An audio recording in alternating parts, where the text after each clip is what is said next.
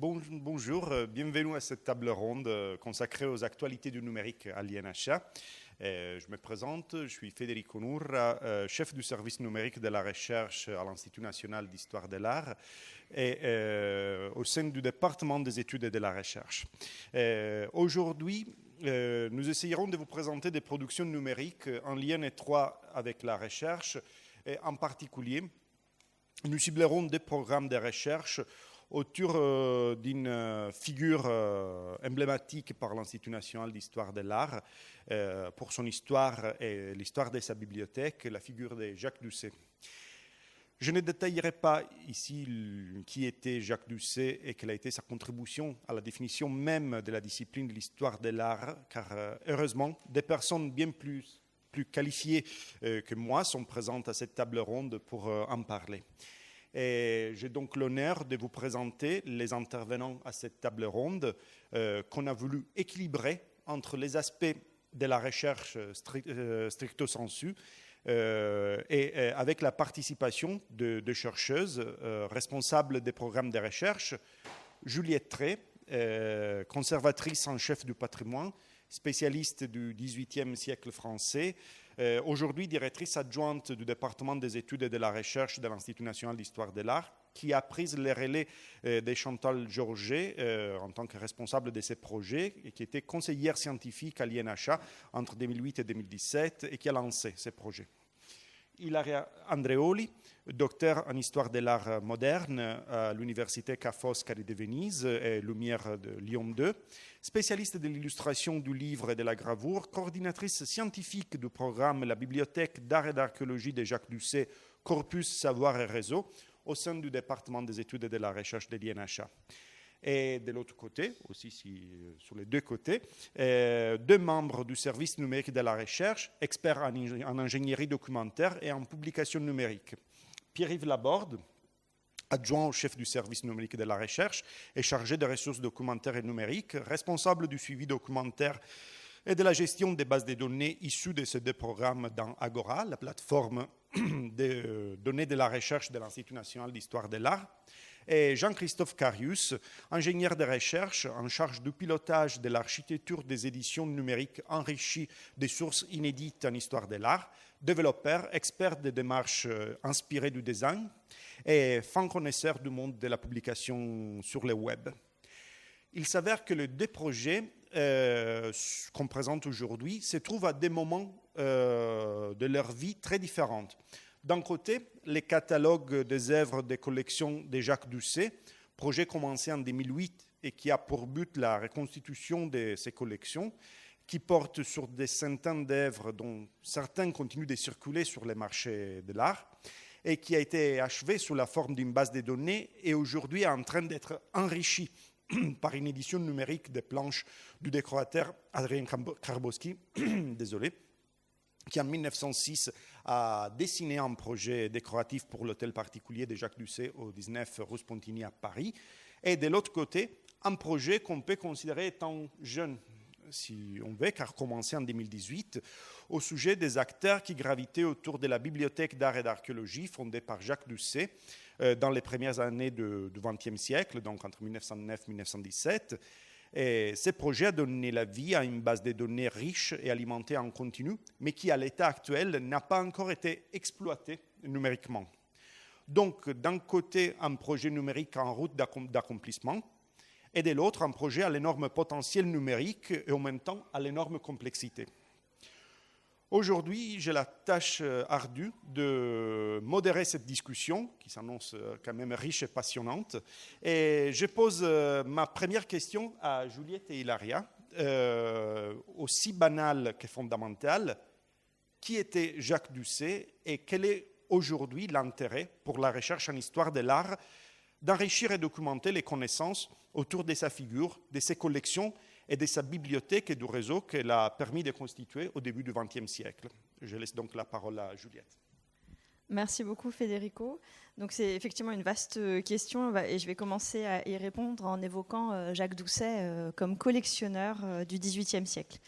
Donc Jacques Doucet, pour le présenter en quelques mots, mais Ilaria va y revenir, C'est un mécène de la bibliothèque d'art et d'archéologie qui a été offerte en 1918 à l'Université de Paris et dont la bibliothèque de l'INHA est aujourd'hui l'héritière. Donc vous connaissez sans doute la bibliothèque de l'Institut national d'histoire, la belle salle Labrouste.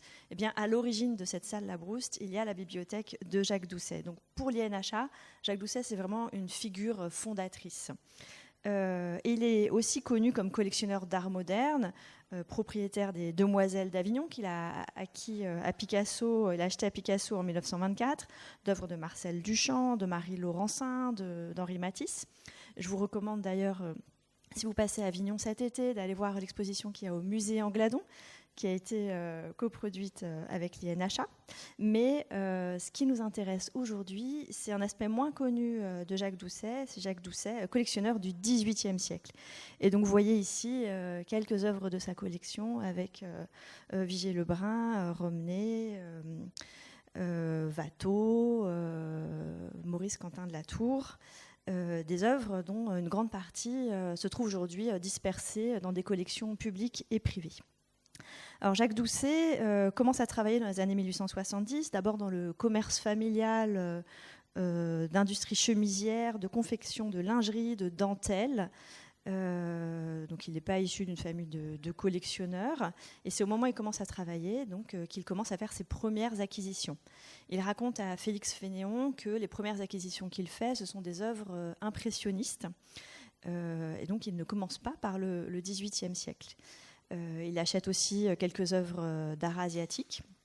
C'est aussi un aspect peu connu. Et en réalité, on ne sait pas vraiment comment cette première collection s'est constituée parce qu'on ne conserve pas de factures, de carnets d'achat, de registres, d'inventaires, de listes. Rien qui permettrait de savoir à qui il a acheté ses œuvres, même si, par recoupement, on arrive à savoir qu'il a acheté en fait dans toutes sortes de situations auprès d'autres collectionneurs, en vente publique, à des marchands, bien sûr. Mais voilà, ça, c'est nous, à l'INHA, aussi surprenant que ça puisse paraître, on ne conserve pas d'archives sur cette collection. Enfin, pas tout à fait, je vais y revenir. Alors, on va continuer. On conserve quand même à l'INHA, et c'est donc de ça dont je voulais vous parler, des documents qui nous permettent tout de même de nous représenter cette collection. Vous voyez, vous voyez donc ce tableau qui montre le salon du pastel, donc une des pièces dans lesquelles se trouvait cette collection. À droite, le grand salon, vous voyez ce beau paravent en lac de Coromandel, donc un exemple de ces œuvres d'art asiatique. Mais cette collection, elle a donc été dispersée en 1912 en vente publique par une vente qui est restée légendaire puisque Jacques Doucet en a fait un véritable événement.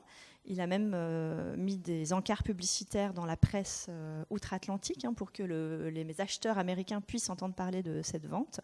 Et il a fait réaliser un catalogue de vente exceptionnel qui est aujourd'hui pour nous un outil extrêmement précieux puisque, vous allez le comprendre, nous permet de reconstituer cette collection. Donc chaque œuvre bénéficie d'une reproduction photo en noir et blanc, mais on est en 1912 quand même, donc c'est déjà très bien, avec une notice détaillée, et il a fait travailler des véritables scientifiques pour établir la provenance, identifier, dater chacune de ces œuvres. Toute cette collection se trouvait dans un hôtel particulier que nous allons essayer de reconstruire, ça, on va vous en parler aussi. Hôtel particulier qui se trouvait rue Spontini, donc c'est à l'ouest de Paris, juste à côté du bois de Boulogne. C'est un hôtel particulier que Jacques Doucet fait construire en 1903 et qu'il occupe très peu de temps, puisque comme la collection est dispersée en 1912, il s'y installe en 1906-1907, et donc vous voyez que c'est un lieu pour cette collection qui a eu une existence véritablement éphémère. Alors, parmi les rares documents que nous conservons à l'Institut national d'histoire de l'art autour de cette collection, eh bien, il y a un ensemble assez fascinant de 31 aquarelles qui représentent l'intérieur de cet hôtel particulier de la rue Spontini. Ce sont des aquarelles qui ont été exécutées en 1906 par le décorateur Adrien Karbowski. On va beaucoup vous en parler. C'est un décorateur qui est encore peu connu, mais on va on va le remettre à l'honneur, et qui a beaucoup travaillé avec Georges Henschel, qui est un décorateur qui a eu peut-être un peu plus d'importance dans l'histoire du décor intérieur.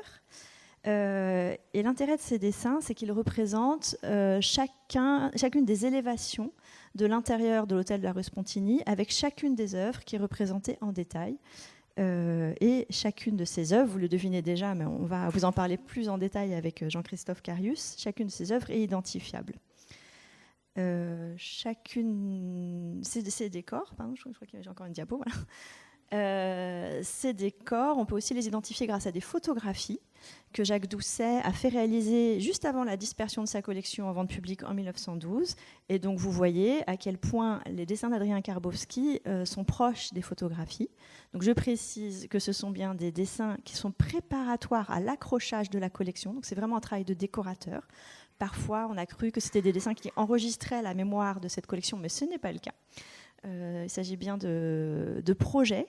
Et ça, on le voit en étudiant la matérialité de ces dessins. Il y a vraiment des traces d'usage, des petites modifications. Mais vous voyez que ce projet a été exécuté à l'identique, comme en témoignent les photographies. Donc vous avez compris à travers cette rapide évocation de Jacques Doucet que je vous emmène déjà vers le sujet de notre discussion. Ces dessins, ces photographies vont nous permettre de faire revivre la collection de Jacques Doucet. Alors avant de vous parler de ça plus en détail, je vais passer la parole à Hilaria Andréoli qui va vous raconter qui a été Jacques Doucet pour la bibliothèque. Merci Juliette. Donc Jacques Doucet n'est pas seulement le propriétaire d'une maison de couture florissante ou l'amateur d'art dont les collections occupent donc l'hôtel particulier de la rue Spontini, mais aussi un généreux mécène pour le travailleur, comme on les qualifie selon les âges de l'époque, c'est-à-dire les érudits, les historiens, les chercheurs comme les marchands d'art, et à vrai dire, quiconque atteste des motivations suffisantes pour la recherche en histoire de l'art. À leur disposition, il veut mettre, je cite, tous les documents en histoire de l'art imprimés, estampes, photographies nécessaires à l'étude de l'art de tout le temps et de tous les pays. Sa bibliothèque d'histoire, d'art et archéologie est ouverte donc en 1909 dans 5 appartements comptant 24 pièces entre la rue Spontini et l'avenue Bougeot, juste en face de la résidence de Doucet. Gratifié par les couturiers d'une dotation annuelle d'1 million de francs d'or, il s'agit d'une des principales initiatives tendant à faire rattraper à la France son sous-équipement chronique en matière de bibliothèque et d'outils de recherche en histoire de l'art. En 1930, l'archéologue André Joubin, qui dirigeait la bibliothèque depuis 1918, lui rend hommage en des termes qui donnent la mesure de l'engagement de Doucet dans l'entreprise. Quand on compare la situation actuelle des études en France à ce qui était dans ma jeunesse, il y a 40 ans, l'aveugle d'aujourd'hui, à la différence d'autrefois, on attribuera certainement à la bibliothèque de Jacques Doucet une grande part de ses résultats. Un jour, en particulier, se déclare prêt à faciliter les études en France, ouvre à 2 battants les portes de sa bibliothèque aux érudits français ou étrangers, sollicite leurs conseils, achète, sans compter, les livres et documents qu'ils désirent pour les études. Qu'il s'agisse de préhistoire ou d'archéologie grecque, d'art chinois ou d'art du Moyen-Âge. Avait-on besoin de photographies? On envoyait un opérateur à Stockholm ou à Buenos Aires. Étudiait-on les origines de la gravure sur bois? On achetait des incunables. Quel qu'en fût le prix. Si on voulait entreprendre des fouilles, on recevait des subventions.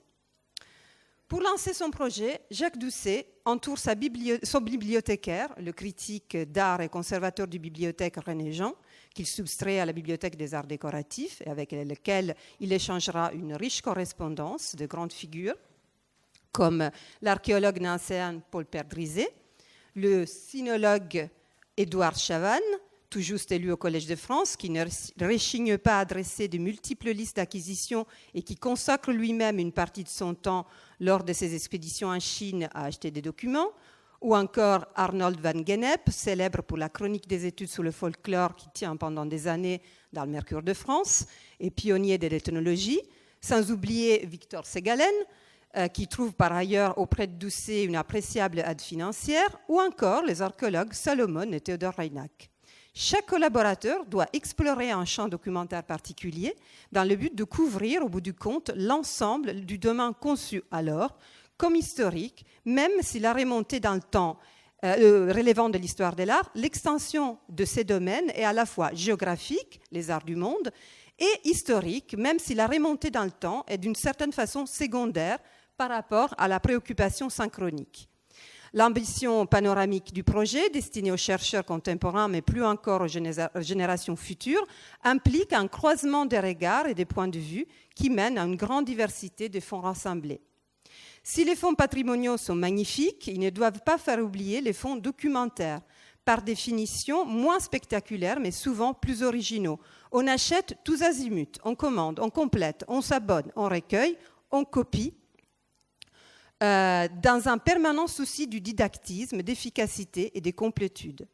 La simple liste de ces fonds est impressionnante. Une trentaine d'incunables, 450 livres imprimés anciens, 120 000 catalogues de vente à partir du XVIIIe siècle, près de 7 000 titres de périodiques, environ 5 000 thèses françaises et étrangères, 50 000 autographes, 300 recueils de gravures, 25 000 estampes réunies avec la volonté affichée d'acquérir les meilleurs tirages, de rendre compte de la génétique des œuvres et de présenter des exemples de toutes les techniques dans un souci ouvertement pédagogique, 4 000 affiches, 95 000 cartons d'invitation, 85 fonds d'archives.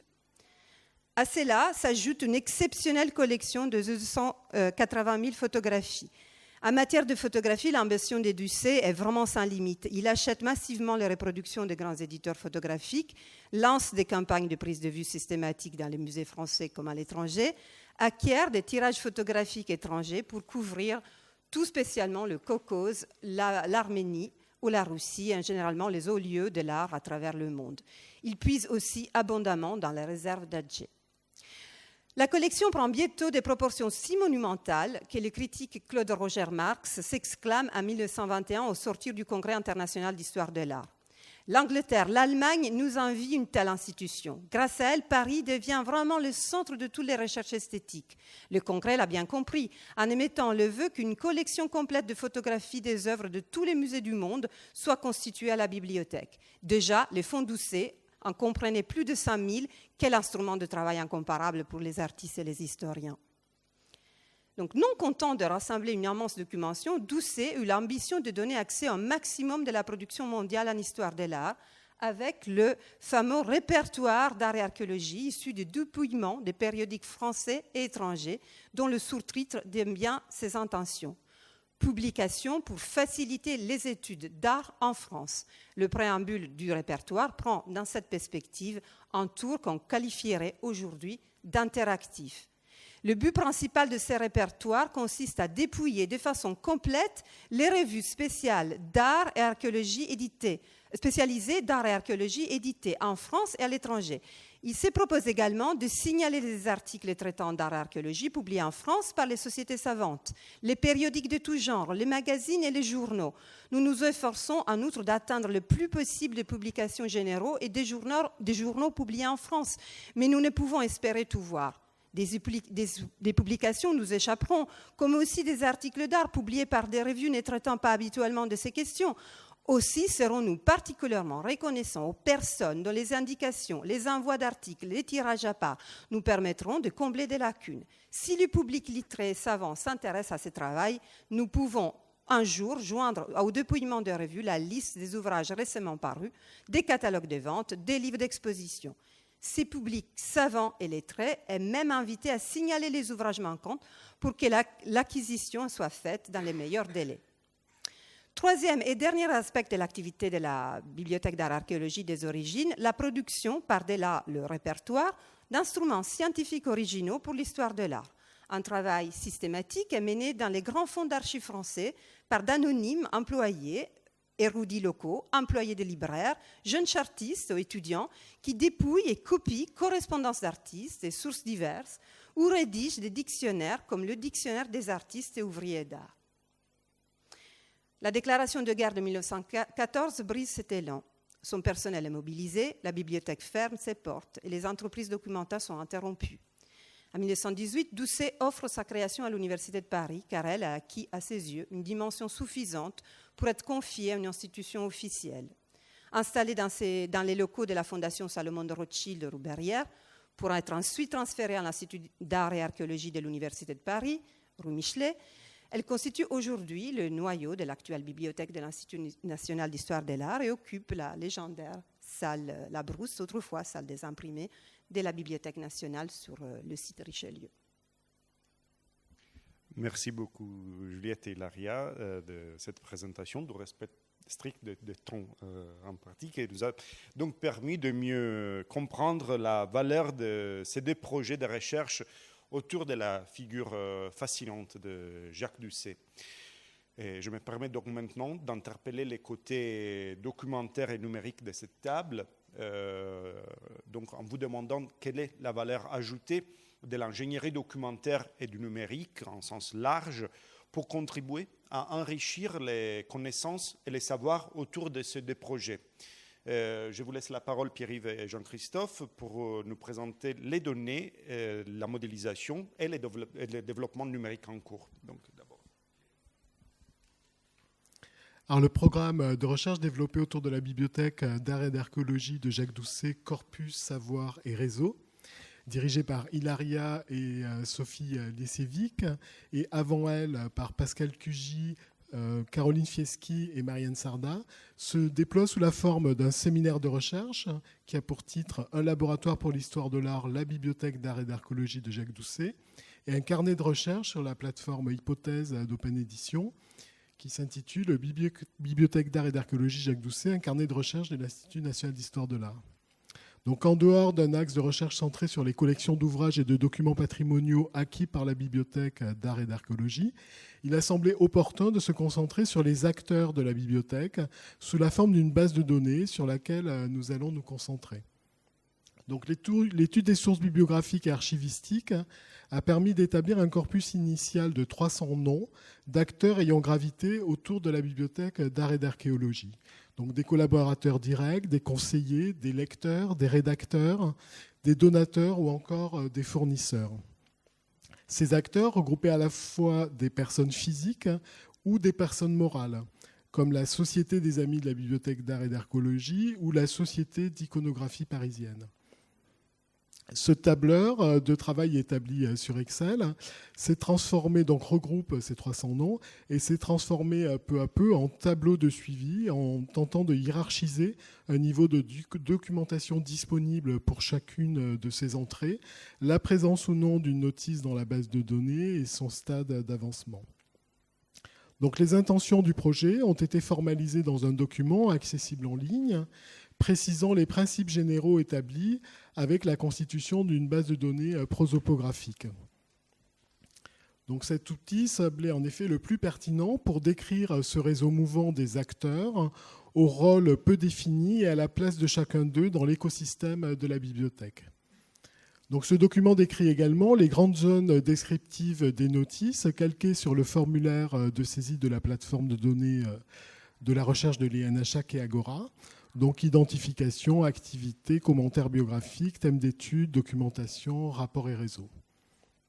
Donc un formulaire Word reprend ces rubriques et permet aux chercheurs de centraliser les éléments glanés au cœur de leur séance en bibliothèque ou centre d'archives.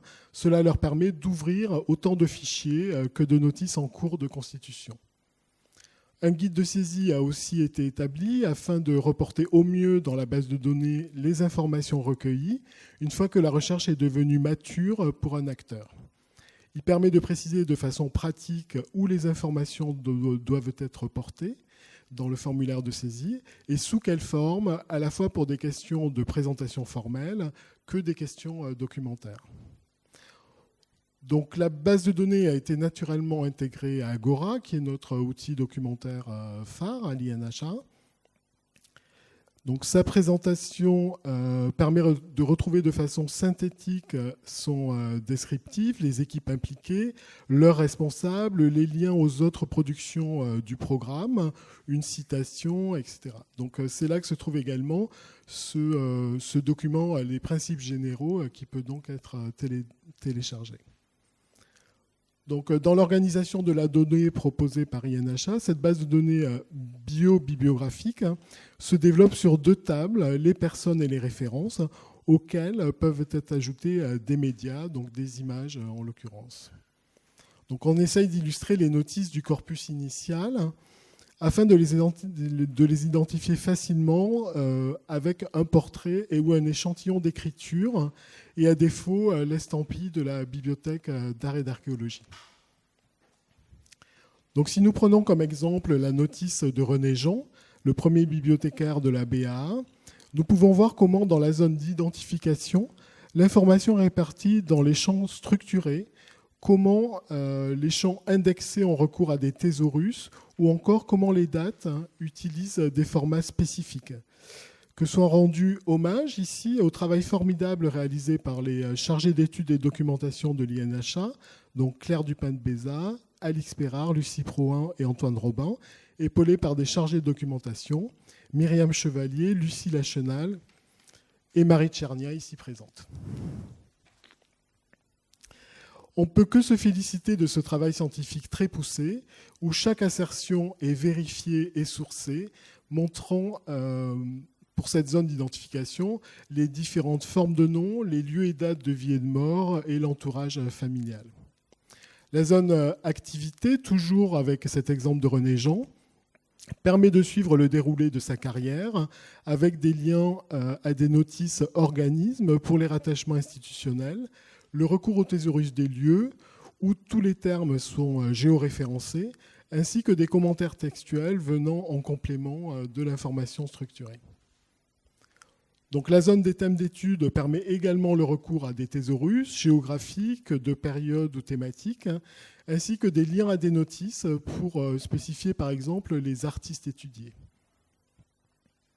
On a été particulièrement attentif aux liens entre personnes qui permettent de caractériser une relation, donc un lien épistolaire par exemple, à une personne liée, et toujours ce commentaire textuel qui précise l'information structurée, la rendant intelligible et en précisant à chaque fois la source.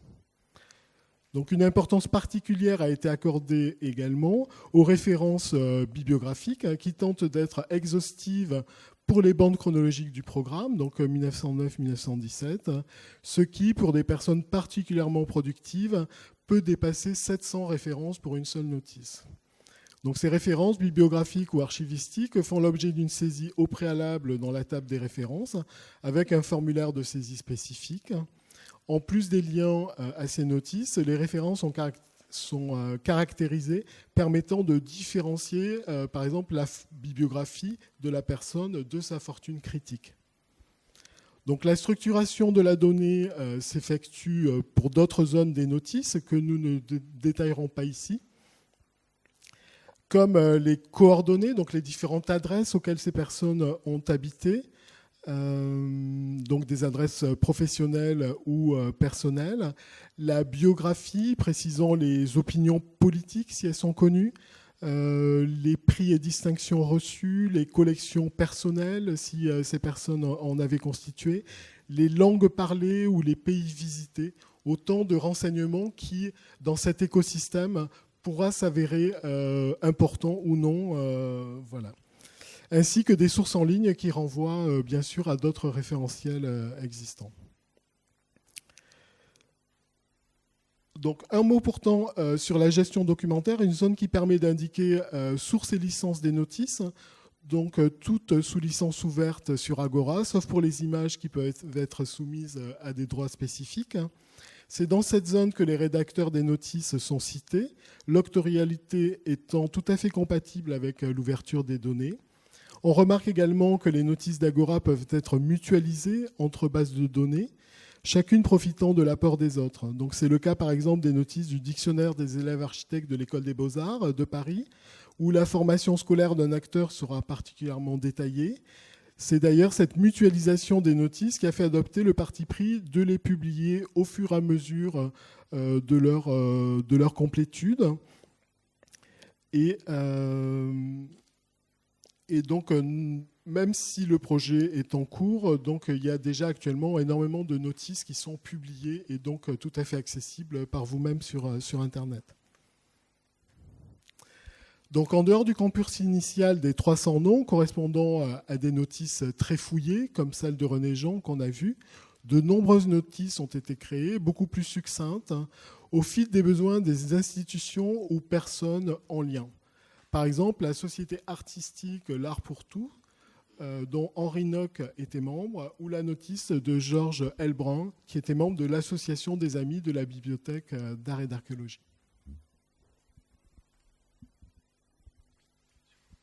Alors, je voudrais préciser aussi, parce que ce serait important pour comprendre la suite, qu'il existe aussi une base de données sur Agora pour la collection de Jacques Doucet. Donc, cette base de données elle est issue d'un programme de recherche qui a déjà été mené à l'INHA et elle répertorie les plus de 1300 œuvres qui constituaient la collection de Jacques Doucet, donc qui sont déjà rentrées dans cette base de données.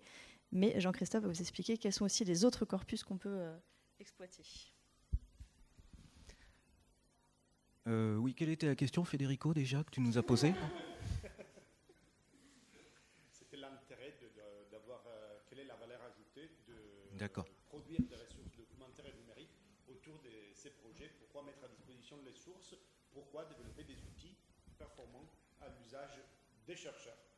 D'accord. Alors pourquoi mettre à disposition les sources ? C'est une question assez large et puis qui remonte à aussi des décisions qui ont été prises il y a un certain nombre d'années. Donc c'est vrai qu'aujourd'hui, il y a beaucoup de sources.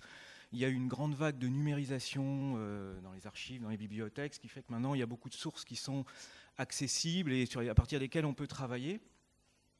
Et Pierre-Yves a fait une présentation très approfondie de l'état de l'art au niveau du traitement des données tel qu'il a été travaillé à partir, je ne sais pas, des années 90, comment on rassemble des données, comment on fait ça de façon scientifique, structurée, normée, pour véritablement aider la recherche. Et il y a un nouveau champ qui apparaît, qui techniquement est en route depuis un certain temps, mais qui commence à arriver à une forme de maturité, c'est donc le travail sur les sources, c'est-à-dire sur le fait non seulement de récupérer des données, mais d'une certaine manière de les présenter en relation directement avec le document numérisé. Donc par rapport à ça, on a un certain nombre de sources qui sont issues de la bibliothèque qu'on a commencé de traiter, qui sont donc les dessins d'Adrien Karboski, qui ont été présentés par Juliette. Il y a également des photographies donc, que Juliette a évoquées, qu'on a commencé de traiter, avec deux sources, peut-être Juliette reviendra dessus. Il y a le catalogue de vente qui est numérisé et dans Gallica actuellement, et la correspondance entre Jacques Doucet et René Jean, qui a été aussi évoquée. Donc ce sont toutes les sources qu'on a plus ou moins traitées jusqu'à présent et à partir desquelles on a élaboré un projet, enfin 2 projets de présentation et d'édition numérique. Alors c'est assez intéressant de voir par rapport aux outils, à la forme que prennent à travers les outils le traitement des sources. Il y a un certain niveau d'intelligence artificielle qui est utilisé à ce niveau-là. Là, vous voyez une capture d'un outil qui s'appelle Transcribus, dans lequel on a travaillé pour faire les transcriptions de la correspondance entre Jacques Doucet et René Jean. Et vous voyez que le logiciel est capable de repérer les lignes. Si on avait eu plus de lettres de la même main, on aurait pu faire aussi qu'il repère les mots et qu'il fasse la transcription automatiquement. Mais là, elle a été faite manuellement. Et puis, il y a un certain nombre de données qui sont ajoutées sur les personnes qui se trouvent dans le corpus, qui vont devenir des entités, les personnes, les lieux, les événements, les dates, etc. Donc ça, c'était ce qu'on a vu précédemment, c'est l'exemple pour un corpus textuel. Et ce qui était intéressant par rapport au dessin d'Adrien Karboski, c'était qu'est-ce qu'on va faire quand on a un corpus visuel, un corpus graphique, donc des dessins. Et c'est là où s'ouvre un champ très intéressant, c'est l'idée de venir annoter et renseigner des informations sur une image. C'est vraiment quelque chose qui est qui est peu encore exploré et qui, à mon avis, enfin à notre avis, ouvre de grandes possibilités. Alors le numérique, c'est quoi ? C'est de dire que jusqu'à présent, enfin une des choses que c'est que quand on voit un dessin, il y a un certain nombre d'œuvres, comme quand on voit un arbre, il y a un certain nombre de feuilles, et le numérique dit on peut donner un identifiant à toutes les feuilles. Donc effectivement, ça peut faire penser autrement, ça peut faire réfléchir autrement, et c'est là où s'ouvre le champ des humanités numériques et des nouvelles manières de travailler la recherche. Alors ça, c'est la façon dont on a travaillé autour du catalogue de vente. Donc, il est donc sur Gallica, on l'a récupéré, puis on a indexé toutes les pages qui correspondaient à des œuvres en indiquant l'identifiant de la fiche correspondante dans Agora. Et la même chose pour le texte de description de l'œuvre au moment de la vente.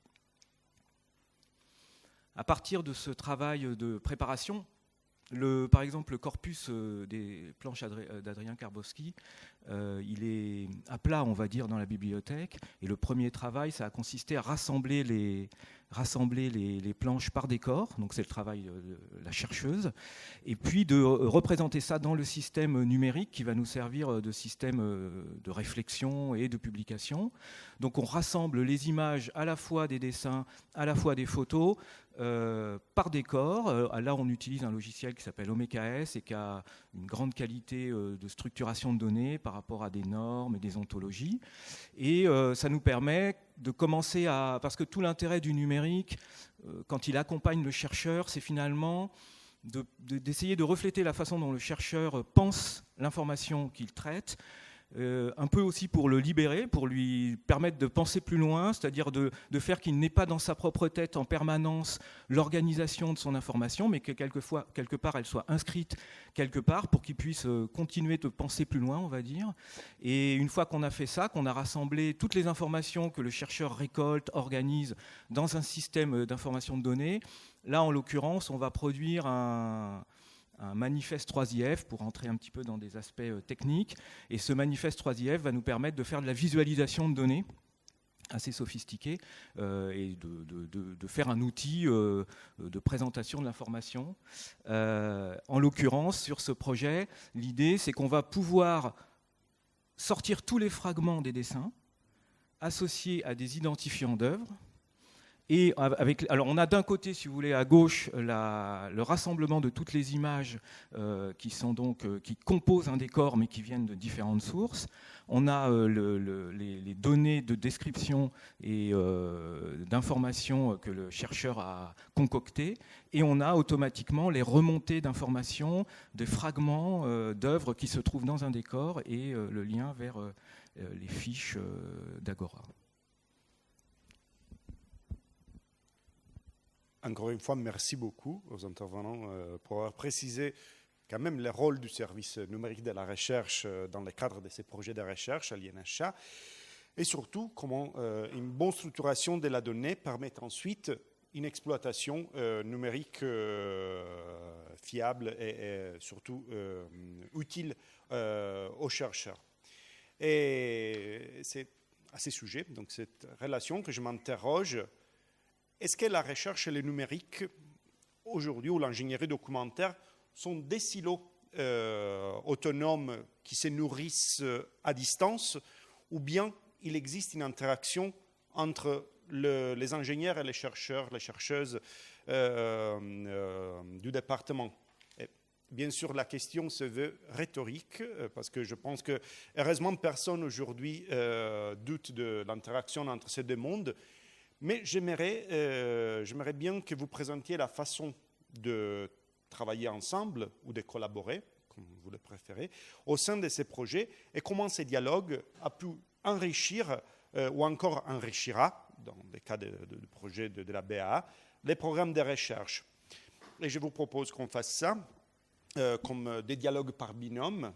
Donc, je donnerai d'abord la parole à Juliette et Jean-Christophe, et ensuite à Hilaria et Pierre-Yves.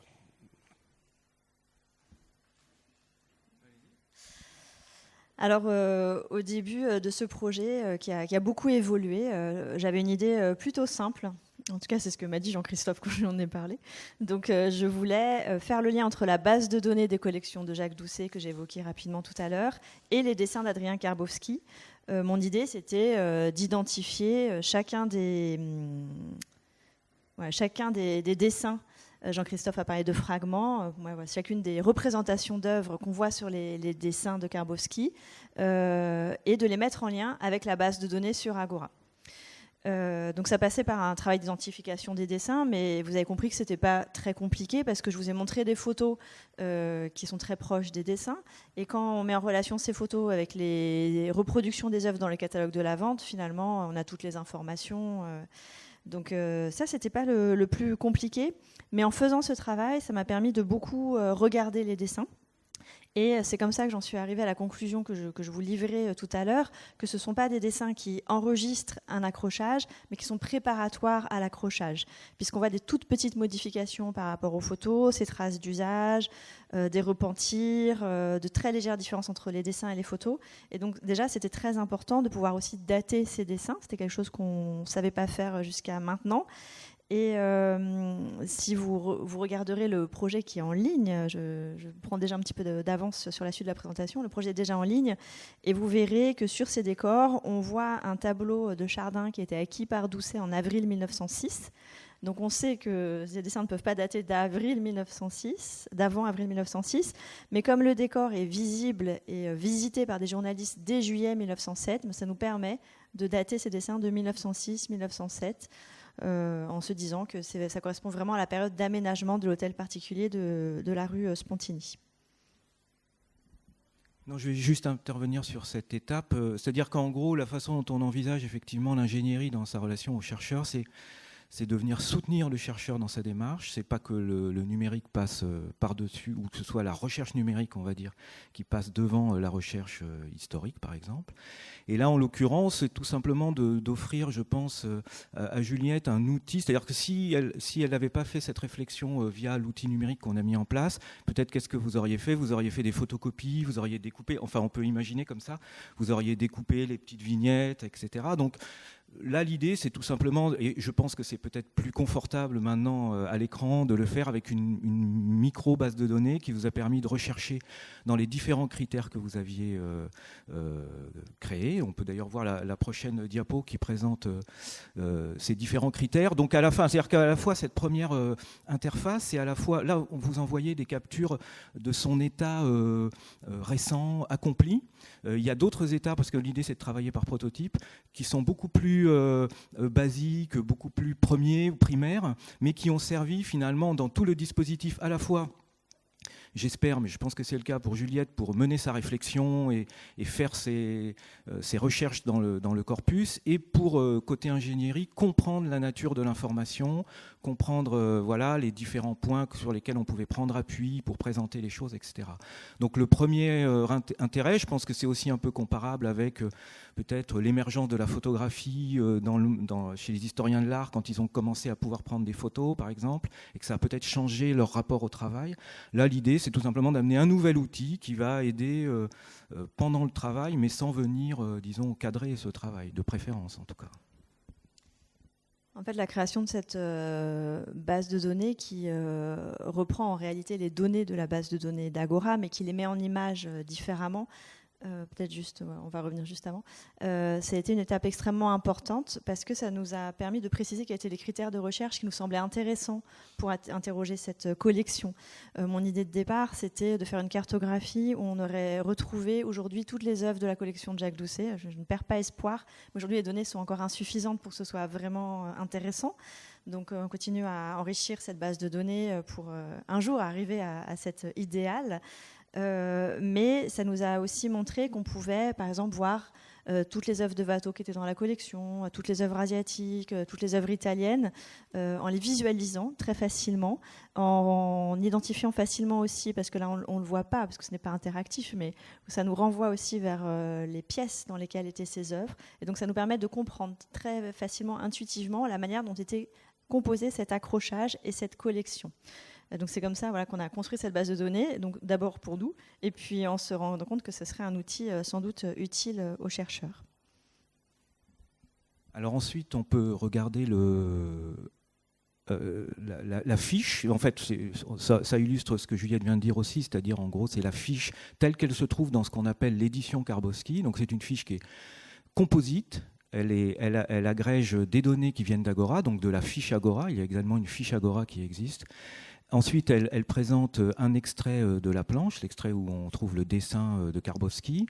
Elle présente la reproduction telle qu'elle se trouve dans le catalogue de vente et éventuellement, quand ça a été retrouvé, un état actuel de l'œuvre. Et on peut également voir la description de l'œuvre telle qu'elle était au moment de la vente. Et comme l'indiquait Juliette, en bas, il y a une petite phrase qui indique dans quelle pièce se trouvait, dans quel décor se trouvait l'œuvre. Et en cliquant cliquant, on se retrouvera à visualiser l'œuvre dans le décor. Si on passe à la diapositive suivante, donc ça c'est vraiment ce qui a été le moteur au fond du travail, ce qu'on vient de voir. Et puis ensuite, au fur et à mesure que cette élaboration se passait, ont commencé à apparaître des sections, des manières de présenter la réflexion qu'on va retrouver. Ça c'est la page d'accueil de l'édition Karbowski. Donc il y a d'abord un article qui a été présenté comme une introduction et qui présente le sujet. À droite, on retrouve l'accès à la base de données, à l'outil qui a été utilisé. Au centre, on va en reparler après, il y a la présentation des décors et des planches, une visite, une sorte de diaporama animé aussi qui est là pour remplir une fonction de médiation. Et l'ensemble, donc c'est une sorte d'édition de données, si vous voulez. L'idée, c'est de présenter en ligne un travail sur les données avec beaucoup de visualisation, mais c'est aussi que ce soit accompagné par un article scientifique, apparaître dans les collections Open Edition de l'INHA et que vous voyez ici présenté. Et l'idée, c'est aussi de trouver la manière dont on va faire la relation hypertextuelle entre l'édition de données visualisées et l'article. C'est-à-dire dans l'article, vous allez avoir des liens à l'intérieur de l'édition de données et qui vont pouvoir aussi, on peut faire dans un article un lien vers un résultat de recherche précis, particulier, sur un critère, etc. Je ne sais pas si vous voulez réagir là-dessus. D'accord, désolé. La diapositive suivante présente la façon dont l'article va être présenté. Alors une dernière chose sur laquelle que je vais présenter, c'est qu'on a aussi travaillé sur la manière de présenter donc des visualiseurs 3IF, c'est-à-dire des visualiseurs d'images haute définition, comme vous le trouvez sur Gallica. Avec la possibilité de faire un zoom ou d'avoir plusieurs images dans le visualiseur, mais cela à l'intérieur d'un article Open Edition. C'est-à-dire qu'on essaye de travailler sur une manière de présenter des images enrichies, éventuellement même avec des données, avec des annotations, qui s'intègrent dans un article scientifique, en l'occurrence dans Open Edition. Donc voilà, ça c'est un projet en cours.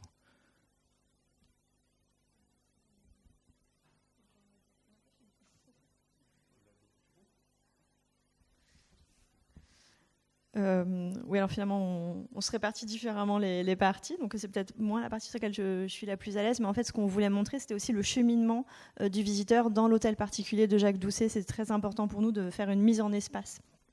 Donc, on conserve des photos, des élévations, des plans.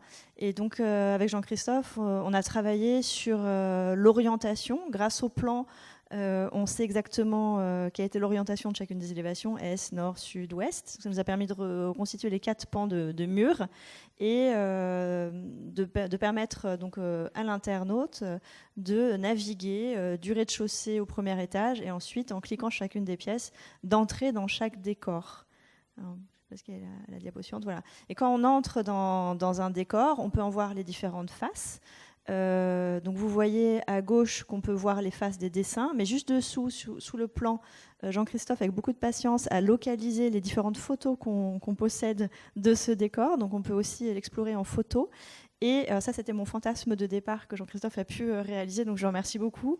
On peut passer la souris sur le décor et cliquer sur une œuvre et voir tout de suite quelle est la fiche de cette œuvre. Mais on peut aussi interroger le dessin en cliquant là dans cette interface. Là, on vous a montré qu'une partie de la capture d'écran où on peut dire, voilà, je veux voir là encore tous les dessins de Vigée Lebrun et s'affiche sur le décor ces dessins-là. Donc c'est assez fabuleux. Merci de votre enthousiasme. On va continuer. Alors peut-être je vais laisser Jean-Christophe présenter ça. Non mais c'est bien, je trouve que c'est bien aussi que finalement chacun présente la partie de l'autre parce que ça montre à quel point aussi le dialogue a fonctionné et il faut comprendre que certaines choses ont été faites aussi pour saisir. C'est-à-dire que moi par exemple, parce que c'était intéressant au début, moi je parlais de fragments, vous parliez de dessins parce que les deux sont justes mais ils parlent de différents points de vue évidemment. Et tout au long du travail, moi je suis concentré sur des aspects de données numériques, on va dire, et il y a tout un moment où le sujet m'échappe. Et il y a eu des moments où j'ai eu besoin, par exemple, de réaliser des petites élévations en fausse 3D, en pseudo 3D, comme ça, en mettant les 4 planches pour mieux comprendre dans quel environnement on se trouvait. Et il y a des choses qui sont apparues à ce moment-là, c'est-à-dire qu'on s'est rendu compte que certains dessins présentaient des colonnes avec un espace derrière, mais étaient présentés dans une perspective complètement écrasée, dont on se rendait compte finalement quand on essayait de les monter ou de les coller sur un plan, etc. Donc c'est là aussi où le travail de recherche dans le numérique peut aider à appréhender les sources. Et puis on a un projet en cours avec une tierce personne qui travaille à compléter et à proposer ces quatre pièces dans un environnement vraiment 3D. Et on est très, très curieux de voir ce que ça va donner.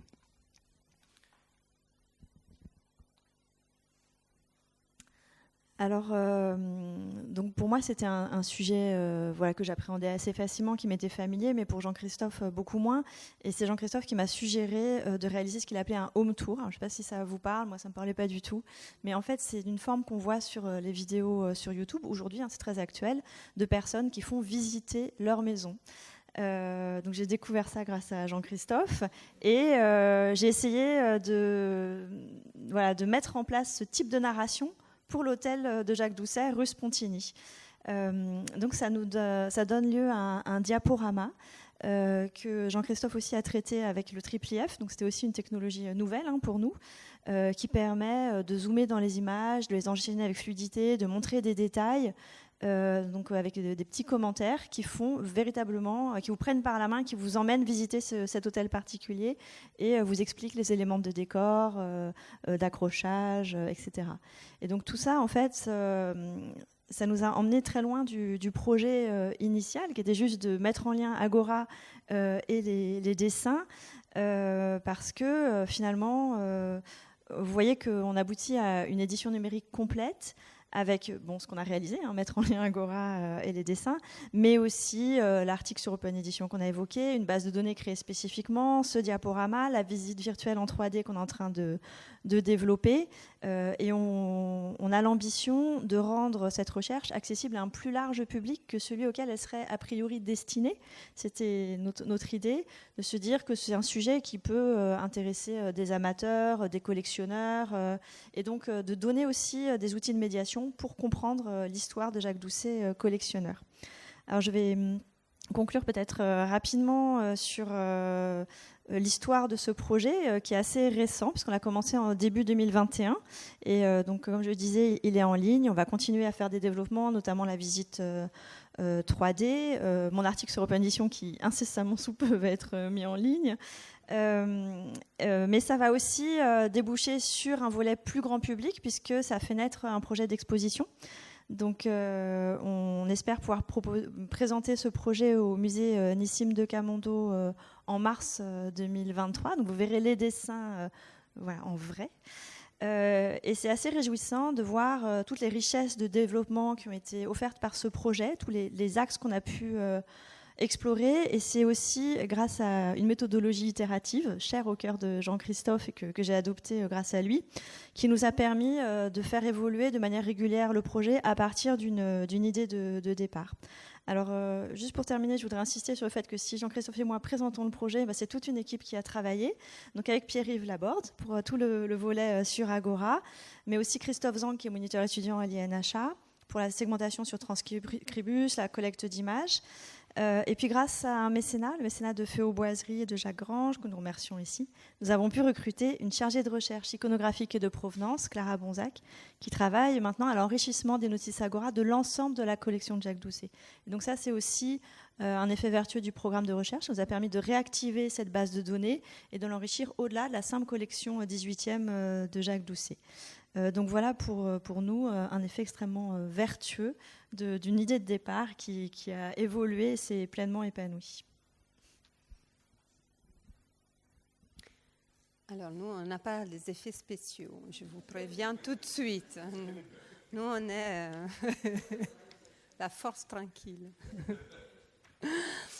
Donc, comme je vous disais, les deux principales sources pour l'histoire de la première BA, donc de la première bibliothèque d'art et archéologie, sont la correspondance que Jacques Doucet a échangée avec René Jean entre 1908 et 1929, qui d'ailleurs a fait l'objet d'une édition enrichie sur Pense, et les archives produites par la bibliothèque elle-même. Malheureusement, ces archives sont assez lacunaires et pas complètement inventoriées. L'idée d'une base de données prosopographiques concernant la population des acteurs gravitant autour de la première BA s'est rapidement imposée à l'équipe du programme, et une première liste d'environ 100 personnes a été établie au cours de l'année 2018-2019. Mais la difficulté à identifier précisément les rôles de certains d'entre eux et à saisir les réseaux mouvants des acheteurs gravitant autour de l'entreprise des Doucet a conduit à élargir les perspectives et à chercher les meilleurs moyens de considérer l'ensemble de l'écosystème de la bibliothèque, en permettant par exemple de saisir les lecteurs qui organisent des fichiers en tant que bénévoles et de prendre en compte le fournisseur attitré. Juste pour vous dire, on a un cahier des lecteurs, mais malheureusement, on s'est vite rendu compte qu'il ne donne pas une image précise du lectorat de la bibliothèque et surtout des gens qui y travaillaient. Alors, ce corpus initial de 100 personnes, finalement, a été étendu à 300 personnes en y ajoutant d'autres sources comme les fournisseurs, les sociétés savantes, les lecteurs et lectrices. Mais quand on consulte Agora, on constate que la base représente un total de 11 881 notices, réparties entre 10 398 références bibliographiques et archivistiques et 1483 personnes. Donc, du fait des relations entre personnes qui nécessitent dans Agora de créer une notice pour chacun de ces acteurs, on arrive à ce nombre tout à fait exponentiel. Donc, c'est aussi ça le numérique. Pour décrire 300 acteurs, on est obligé de créer 1483 notices. Donc avec cet enthousiasme multiplicateur, c'est vrai que la mise en place d'une base de données devient assez lourde, tant pour les recherches entreprises qui, par les contraintes de saisie et la structuration des données qu'elles nécessitent, donc de temps en temps, moi, chercheur, je me dis, mais alors finalement, avec mon cahier, mon stylo, j'allais plus vite, je faisais prendre mes notes. Mais en fait, les facteurs exponentiels des notices liés fait un peu perdre la vision du corpus de départ, donc nos 300 noms qui déjà étaient assez nombreux. Finalement, ces 300 noms semblent noyés dans un flot de données. Mais en fait, cette lourdeur est largement récompensée par la qualité scientifique validée selon un processus en effet très rigoureux, qui va vraiment au-delà du temps qu'on emploie pour y arriver. Donc c'est pour ça qu'on a décidé dans un premier temps d'illustrer ces notices correspondant à ce corpus initial pour les individualiser davantage dans la base. Donc la visualisation des données telle qu'elle est intégrée maintenant dans la plateforme Agora nous aide également dans la compréhension de cette base. Ainsi, l'affichage des résultats, outre les classiques cartouches et mosaïques, propose également de les afficher sous forme de graphes, de frises chronologiques et de cartes. On peut donc visualiser nativement la répartition des personnes selon le statut des notices, donc entre celles qui sont publiées, donc vous ne voyez que celles-là quand vous consultez Agora, et celles qui sont en cours et qu'on peut voir nous parce que voilà, il y a tout le back-office derrière. Mais également selon les documents associés, donc avec ou sans image, et donc correspondant donc avec image à ce corpus initial. Donc la répartition des personnes par base de données permet de souligner la mutualisation des notices entre les différentes bases Agora, montrant la complémentarité des acteurs de la BA avec d'autres bases, comme celle du dictionnaire des élèves architectes. On peut également visualiser la répartition entre personnes physiques et collectivités en précisant la part des sociétés savantes et des sociétés artistiques.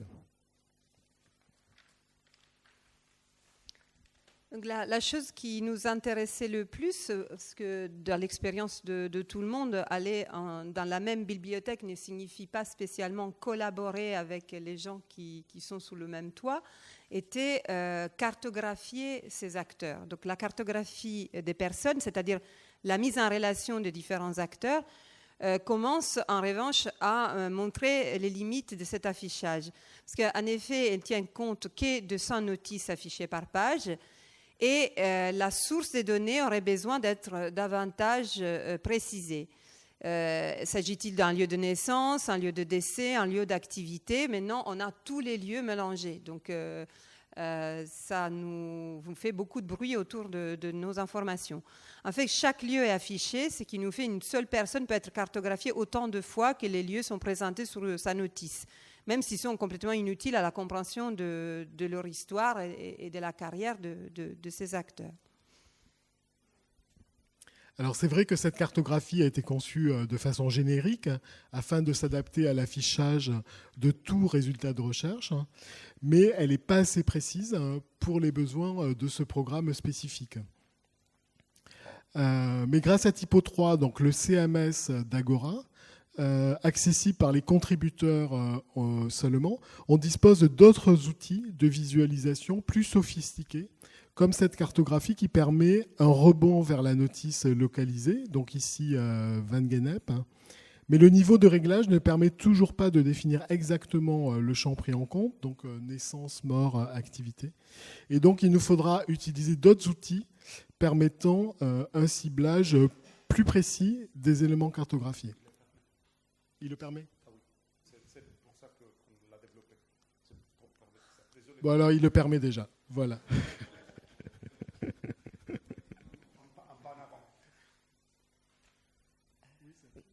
Donc, dans Agora, des rebonds permettent d'afficher les notices liées à une autre notice. Dans cet exemple, les notices en lien avec la bibliothèque d'art et archéologie, ce qui nous fait ainsi retrouver notre corpus originel, donc notre groupe fondamental.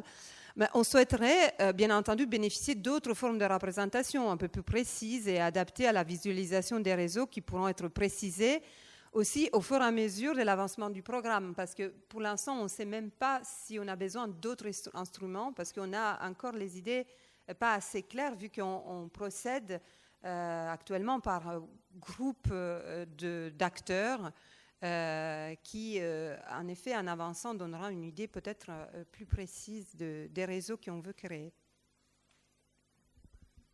Alors, Typo 3 permet justement de visualiser les résultats des personnes liées à la notice de l'ABA via un réseau en graphe. Mais là encore, on souhaiterait pouvoir améliorer cet affichage afin de le rendre le plus pertinent possible. Donc, heureusement, Typo 3 permet d'intégrer à une page HTML une iframe qui peut contenir une visualisation effectuée à partir des données de l'API d'Agora, avec des outils extérieurs à la plateforme. Donc cela permettra d'être beaucoup plus précis quant à la source des données visualisées, les champs qu'on affiche, et de réaliser des images confectionnées avec les chercheurs, mettant en avant des résultats de recherche pertinents. Donc la précision de la structuration des données de départ dans Agora nous permet, sans contexte, de paramétrer des data visualisations qui nous aideront à mieux appréhender cet important réseau d'acteurs et nous révéleront peut-être des résultats inattendus. Donc, au fond, le but de cette base de données n'est pas celui de fournir de réponses définitives à nos questions de chercheurs quant au rôle, à l'importance de la première bibliothèque d'art archéologique, qui est un peu le but du programme. Donc l'importance de cette bibliothèque dans la constitution disciplinaire de l'histoire de l'art en France, mais plutôt de publier des données fiables et contrôlées, qu'on pourrait dire pour l'instant statiques, pour nourrir les enquêtes de la communauté de chercheurs, donc qu'ils soient utiles pas seulement pour nous, la communauté la plus large possible, à qui reviendra de rendre ces données dynamiques et de leur donner vraiment un sens d'un point de vue scientifique. Merci Frédéric.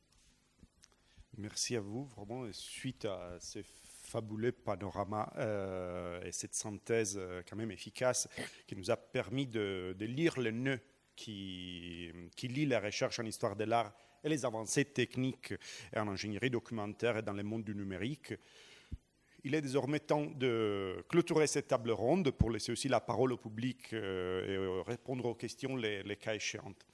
Mais avant de terminer, dans mon rôle, je souhaite dire 2 mots de clôture sur 2 points que, d'une certaine façon, j'ai vu apparaître lors de vos présentations et je souhaite souligner. Et je commence par l'émergence d'une nouvelle forme d'édition numérique enrichie, liée et interconnectée.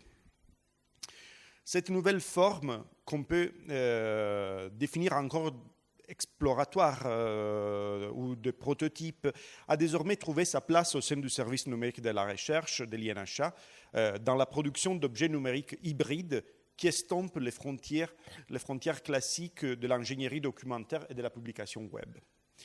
Il s'agit d'objets hybrides qui s'appuient sur des standards reconnus, structurés d'une façon rigoureuse et robuste, selon les normes les plus récentes en termes d'interopérabilité des données et selon les principes du FAIR.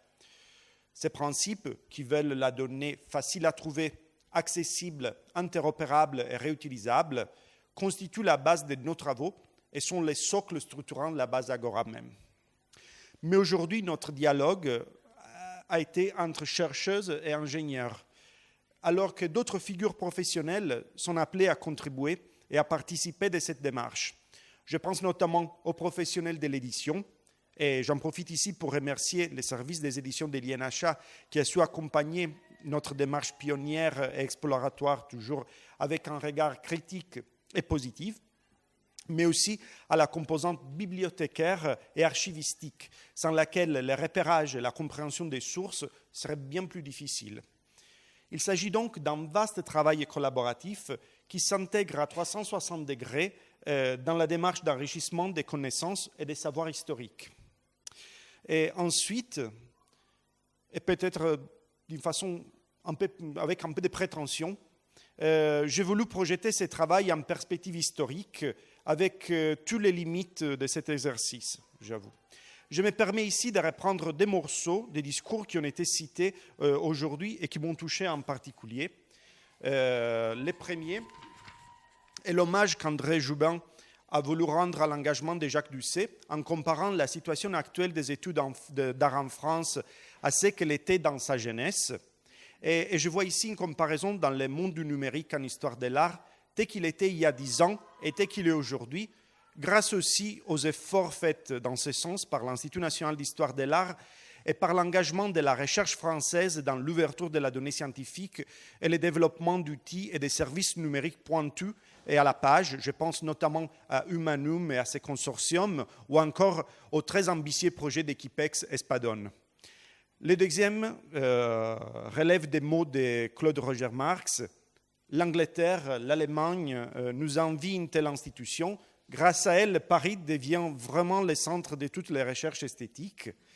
Et en effet, à distance de 100 ans de cette exclamation, je crois fortement qu'une institution comme l'INHA, en effet,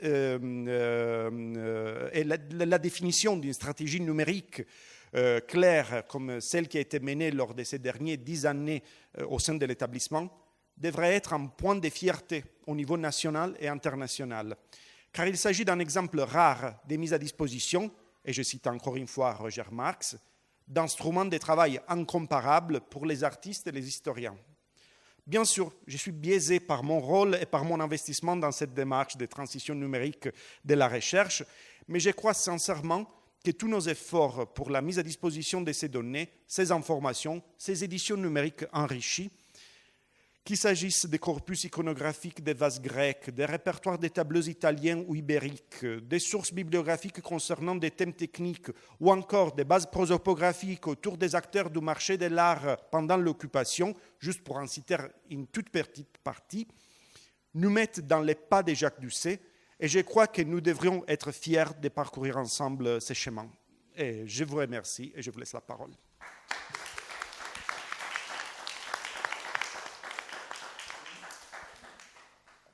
Si vous avez des questions, n'hésitez pas à lever la main. Voilà, j'arrive.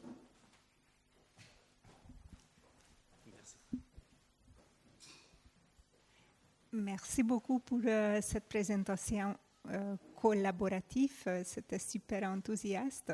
J'ai juste 2 questions. Peut-être j'ai perdu les significations. J'ai noté 2 questions à poser à Christophe. Une question, si les encadrements, apparemment, ils ont aussi des informations qui perdent, ou j'ai peut-être perdu le film, mais il semble être perdu dans la représentation. Et aussi, j'ai une question, j'ai vu Juliette, non, Anne a montré une signe comme ça et j'ai aperçu, une fois j'ai vu des représentations en réalité augmentée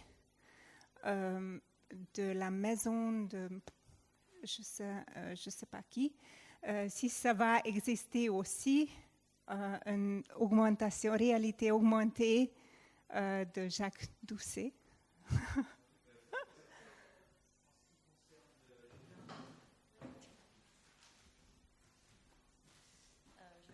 Je vais répondre sur les cadres parce que c'est une question qui m'intéresse beaucoup. Et donc effectivement, nous dans la manière dont on a segmenté les dessins, dont on a choisi de sélectionner les représentations des œuvres, on a bien inclus les cadres. Donc sur les fiches d'œuvres, Karboski a représenté les cadres et sont aussi sur les photos. Et moi, j'ai fait un travail important pour compléter toutes les fiches sur Agora avec les cadres. Donc, on sait si ce sont des cadres anciens et les dimensions des cadres, etc. Donc, ça, c'est disponible sur la base. En revanche, on n'a pas toujours aujourd'hui des photos avec les cadres des œuvres actuelles. Et c'est ça qui manque, mais parce que beaucoup de musées ne font pas ces photos avec les cadres. Donc, quand c'est possible, on les a mis, mais on n'a pas toujours l'information. Et dans le catalogue de la vente, Doucet a photographié les œuvres sans leur cadre. Donc c'est pour ça que la donnée n'est pas uniforme, mais on a quand même renseigné beaucoup d'informations sur les cadres, donc vous pourrez trouver ces informations dans la base de données.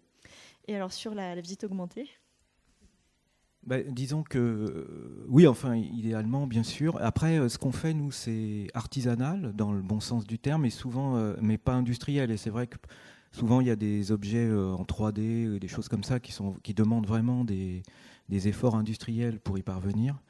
Mais c'est vrai qu'on envisage de réussir à articuler le numérique et l'exposition, essayer de voir comment on pourrait, dans l'exposition, finalement, permettre de lire les données au moment où on regarde l'œuvre, ce qui serait la définition d'une réalité augmentée. Donc voilà, mais on ne sait pas exactement encore comment le réaliser. Oui, parce qu'en fait, c'est comme ça qu'on travaille. De mois en mois, on invente avec Jean-Christophe. Donc voilà, on va voir ce que nous réserve l'avenir.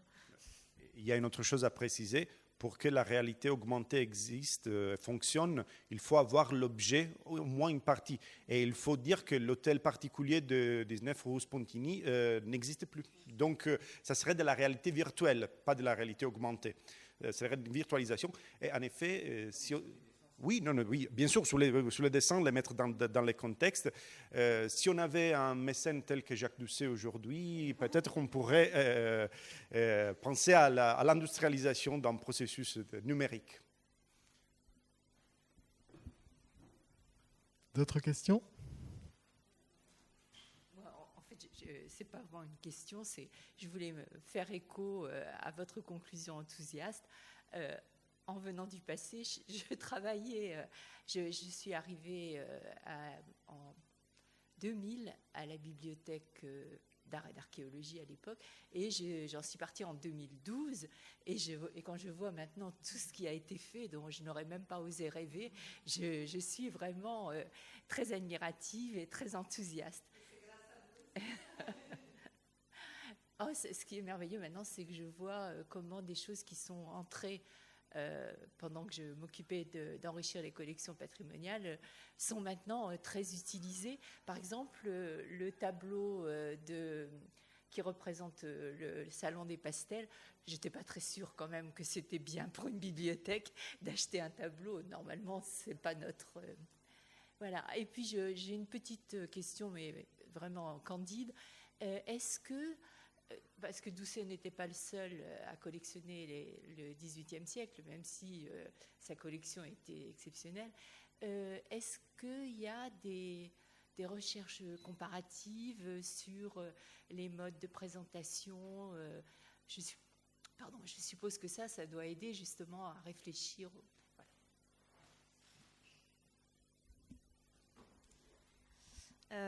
Oui, absolument. Alors c'est ce que j'ai essayé de faire dans l'essai qui doit être publié sur Open Edition. Alors c'est pas de notre fait que c'est en retard, c'est Open Edition qui met en place des nouvelles collections et du coup ça prend un peu de retard pour la publication. Mais ça fait partie des questions que j'aborde justement, et notamment avec Moïse de Camondo qui a ouvert son hôtel vraiment au même moment. C'est très contemporain. Je compare ces démarches. Peut-être pour élargir un peu ma réponse.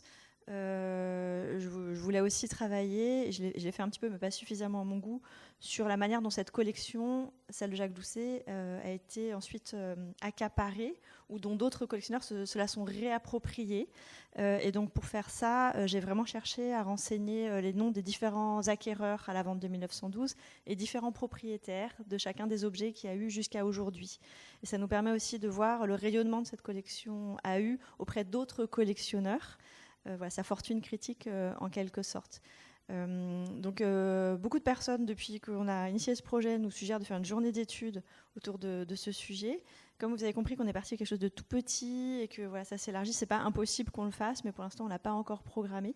Mais ça pourrait être une manière d'aborder cette question de l'accrochage de ces collections au début du XXe siècle.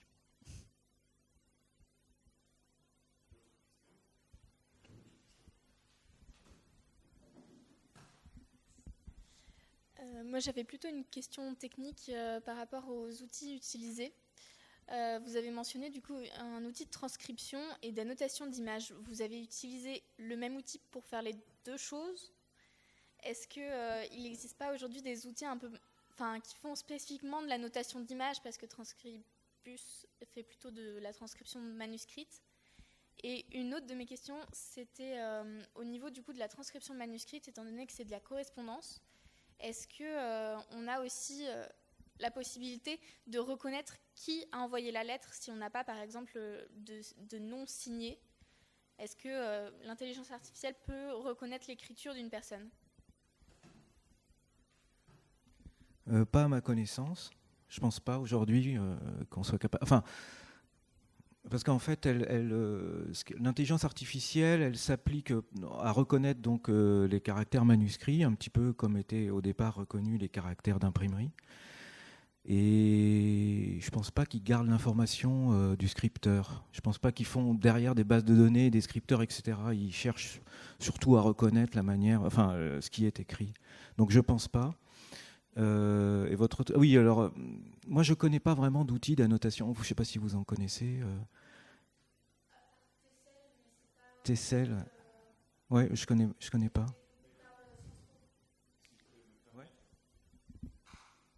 En effet, le détournement d'un outil de transcription d'écriture, l'écriture n'est rien que de la graphie, donc du graphisme, c'est une image. Et donc aussi pour répondre, évidemment, il n'y a pas actuellement un outil qui fait de la reconnaissance de l'auteur, mais dès qu'on applique un style, et on peut reconnaître par exemple une police par l'intelligence artificielle, du Garamond et de l'Arial, du sérif et du sans-sérif, en même temps, on peut reconnaître un style qui est ce A et le style B, comme on a fait pour la linéaire il y a longtemps, et on pourrait le faire aujourd'hui pour reconnaître. Et donc, tout dépend de comment appliquer des algorithmes sur des données. Aussi, la distinction, franchement, j'ai de grosses limites, je n'arrive pas à faire la distinction entre une image et de l'écriture. Pour moi, c'est de la donnée. Derrière, il y a du binaire qui se transforme en pixels sur une grille. Et c'est là que l'algorithme va intervenir. Et donc, c'est là qu'il faut vraiment changer la perspective d'approche à la donnée. Évidemment, il y a du chemin à faire, mais c'est sur cette démarche qu'il faut travailler. Et c'est pour ça que j'ai apprécié beaucoup le détournement de cet outil de Transcribus pour l'utilisation. Ce n'est pas un détournement, évidemment, c'est l'utilisation appropriée pour la segmentation d'images. Demain, aujourd'hui, il y a des chercheurs qui le font. Demain, peut-être seront les machines mêmes à intervenir. Juste, j'interviens, puis après je te passe. En fait, Donc on a utilisé Transcribus dans quelle idée la segmentation c'est naturel, c'est un usage de Transcribus valable, enfin prévu pour. Donc on a déterminé des zones dans un document pour dire voilà, là il y a une zone. Et finalement on a considéré que dans une image, indiquer des informations, c'était un peu comme mettre le sous-texte. En fait, la notation est un petit peu donc c'est une transcription d'une certaine manière, mais du sous-texte. Et je pense que c'est assez valable comme approche parce que finalement, un outil d'annotation, c'est deux étapes déterminer la zone à qualifier et ensuite mettre le contenu. Donc voilà, mais c'est vrai qu'aujourd'hui, moi je connais très peu d'outils. Il y a des librairies, des bibliothèques qui permettent de le faire. Pierre-Yves, tu veux intervenir parce qu'il y a une question en rapport à ça. Non, je voulais juste préciser que pour illustrer les acteurs de la BA, on a mis un portrait, mais on a mis aussi une photographie justement d'écriture pour pouvoir comparer. Donc, effectivement, d'un point de vue archivistique, quand on a un exemplaire d'écriture, ça permet, quand on trouve des documents qui ne sont pas signés, de pouvoir comparer, de voir si c'est la même personne. Mais bon, là, on n'est plus dans l'intelligence artificielle, on est juste dans une reconnaissance visuelle. Attendez, il y a une question. Bonjour, je suis Vincent Detal, je suis le coordinateur scientifique d'Espadon. On va en parler dans la table ronde d'après, mais juste pour répondre à la question d'annotation et des outils, en fait, il y a eu des choses qui ont été développées, alors auxquelles je n'ai pas participé, mais j'ai été en contact avec un certain nombre de personnes qui ont participé, et notamment Archéogrid, ça a été développé avec l'Université de Bordeaux dans le cadre du laboratoire Archéovision. Où ils ont mis en place et développé des outils d'annotation reliés à un certain nombre d'éléments qui concernaient le projet Notre-Dame. Et puis il y a Ioli aussi qui a été fait pour ça depuis assez longtemps dans le laboratoire MAP. Alors plutôt sur des questions reliées à la conservation-restauration, on est un petit peu plus éloigné, mais en réalité, en termes d'outils génériques, c'est des éléments qui sont à prendre en compte et que j'espère qu'on va réussir à prendre en compte tous ensemble. Je voulais juste faire un commentaire, je ne voudrais pas être trop long. J'ai été extrêmement impressionné par à la fois par le résultat du projet qui est mené. Moi, je le découvrais pour la première fois et malheureusement, j'en est arrivé un petit peu décalé parce qu'on a eu du mal à s'extraire de la présentation de la conférence de Michel Pastoureau par ailleurs, mais la démarche basée sur impliquant à la fois les services numériques et les services du numérique et les chercheurs ou les producteurs de données, c'est exactement la démarche qu'on essaye d'adopter globalement pour le projet Espadon aujourd'hui, et notamment avec Romain Thomas qui est mon adjoint dans le cadre de ce projet, en animant ce qu'on appelle l'OPA au prix des métiers.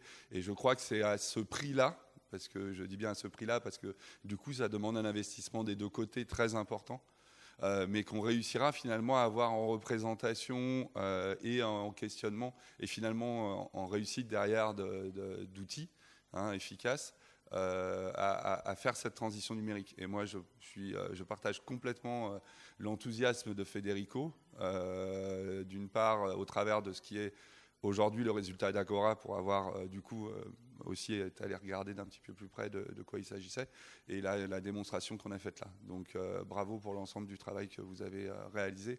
Très honnêtement, c'est impressionnant. Voilà.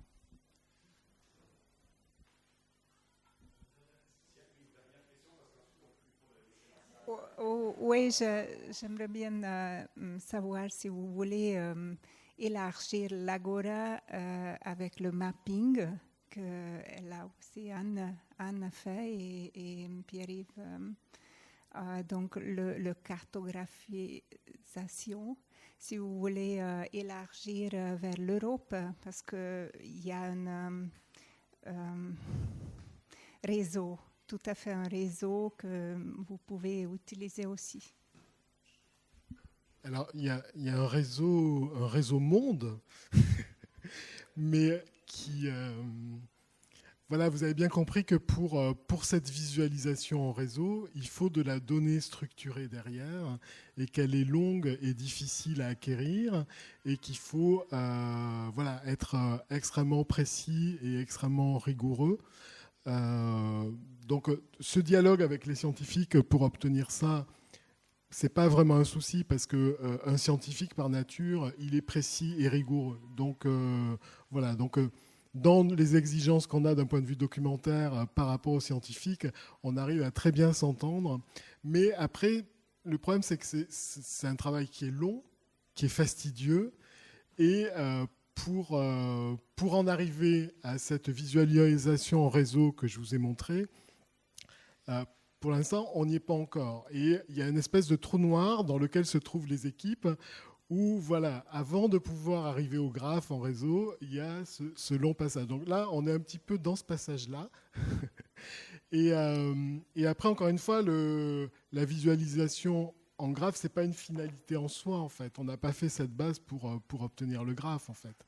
Donc ce qu'on espère, c'est pouvoir mettre à disposition des chercheurs un graphe qui leur permettent de visualiser le travail qu'ils ont fait et voir si justement il n'y a pas des parties du réseau qui restent à explorer ou que ça pourrait faire émerger des choses. Mais voilà, la finalité, c'est pas le graphe en fait. Mais on va y arriver quand même. Juste un mot en termes généraux, Agora n'a pas n'a pas une volonté d'exhaustivité de l'information.